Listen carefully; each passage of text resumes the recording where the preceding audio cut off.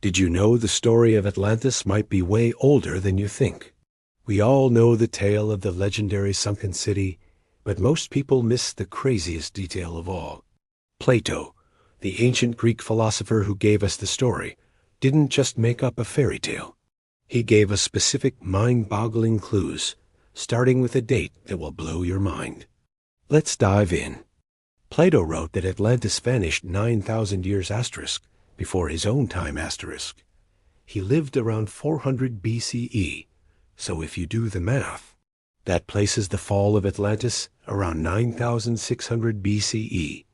That's over 11,000 years ago, at the end of the last ice age. This wasn't some Bronze Age city. Plato was describing a highly advanced civilization from the Stone Age. How is that even possible? And the clues get even stranger. He said Atlantis was located beyond the Pillars of Hercules, which is what the ancient world called the Strait of Gibraltar. This means he was pointing out into the vast, unknown Atlantic Ocean.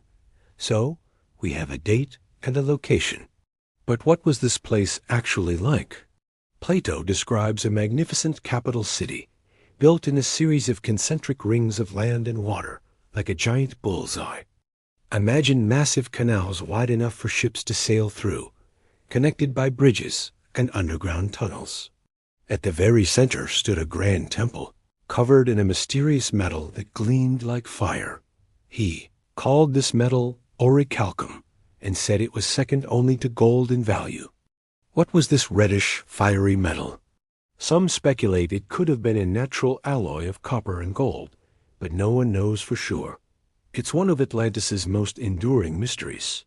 The culture was just as unique. Plato describes a peculiar ritual where the 10 kings of Atlantis would hunt sacred bulls inside the main temple. But here's the twist. They couldn't use weapons, only ropes and their bare hands. It's a very specific, almost bizarre detail to include if you're just making up a story, right? Then, in a single terrifying day and a night, it was all gone. Plato says violent earthquakes and floods destroyed the island, causing it to sink beneath the waves forever. A civilization that powerful, wiped out in an instant. So what do we make of all this?